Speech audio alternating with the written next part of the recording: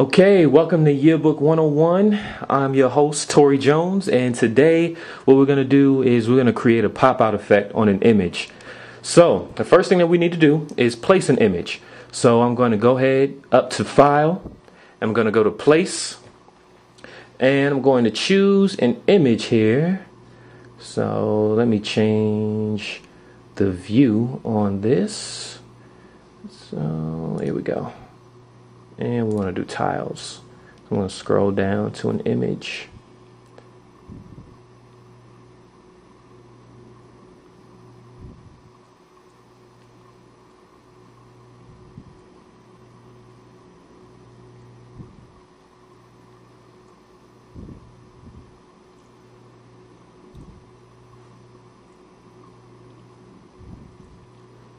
Okay, there's a good one. Here's my Nacho Libre image.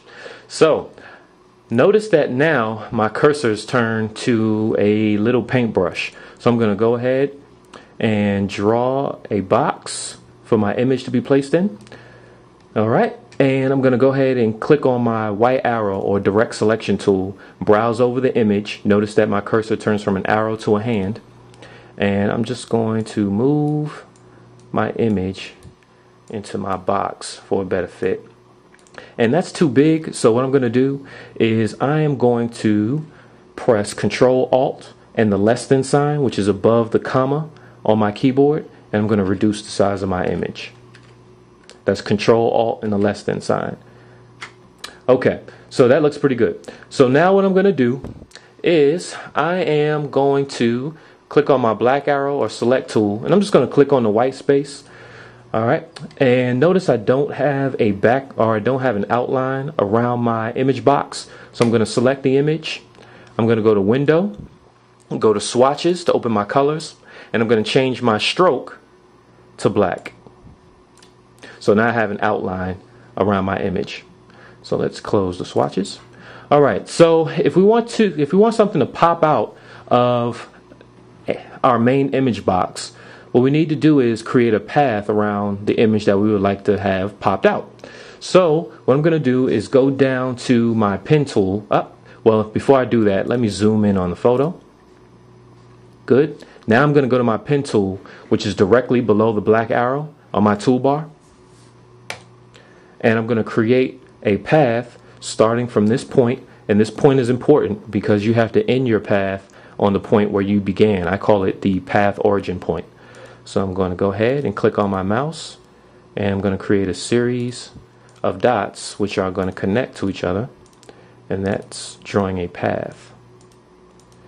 And I'm just going to go ahead and brush through this, not really paying too much attention to the detail, because I just want you to get an idea of how this is done. And obviously, the more dots that you put on your path, the more detailed and crisp your path will be, as well as the pop-up effect that you create. It'll look much less rigid. So I'm going to go ahead and continue my path. And while I do my path, notice the big muscles that I have.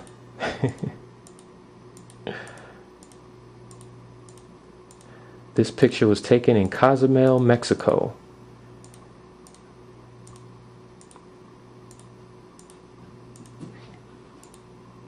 Okay. If you want to go around curves, you can hold down your mouse and you can actually move it around to go around curves. But I'm just going to continue to create my path. Okay. So notice now my last point will be my point origin, or my origin point, my path origin point, and that will allow me to close my path. Okay, so now my path has been closed. And I noticed that I need to do some corrections around this right corner, so I'm going to go ahead to my direct selection tool, and I'm just going to drag that last point down so it'll fit my entire image. Okay, so now you should be able to see my path. Alright, So the next thing that we're going to do is, now that we already have our direct selection tool selected, I'm just going to click on the background image. So this is the main image here in the background. So if I click on that, that will get highlighted. And notice that my path can be seen here. You see the red outline? That's the path that I created. And the reason that you can see that is because when I selected my pen tool, I actually had my stroke on red. So let me just show you that, just so you're sure about that. So if I click on my path, notice that my stroke color is red. And if I go to Window and open my swatches, this again confirms that my stroke color was red for my path. Okay. All right. And I'm going to close that. All right. So again, I'm going to click on my white arrow or direct selection tool. Click on the background image. I'm going to copy that. So now I've copied the background image. And now I'm going to click on to my path. So now that I have my path selected, I'm going to go ahead and go to Edit, and I'm going to select Paste Into. Now there are a bunch of options for paste. There's paste without formatting, there's Paste Into, and Paste in Place. I'm going to choose Paste Into. And you should do the same thing. Alright, so notice now it looks like my image has been distorted a bit. Well, actually what's occurred is there's now two images on my page. There's my exterior image, and then there's the image that's interior to my path. So what you want to do is you want to line up those images. Notice I still have my direct selection tool selected. So I'm going to browse over the interior image, and I'm going to hold my left mouse key down for about 3 seconds. And now I'm going to move that interior image. So you should be able to see both images simultaneously. So choose something from both images that is something that you can see with ease on the page, and you want to line those two images up. Alright, so I'm going to look at, there's a sign in the upper left corner that says Reef on my image, and I'm just going to line that up. And once it's clear, you know you have it perfectly aligned. Alright, so now if you notice that's clear, I'm going to let my mouse go, and I'm going to go ahead and click on my black arrow or my select tool, and I'm just going to click on the white space just to deselect my image.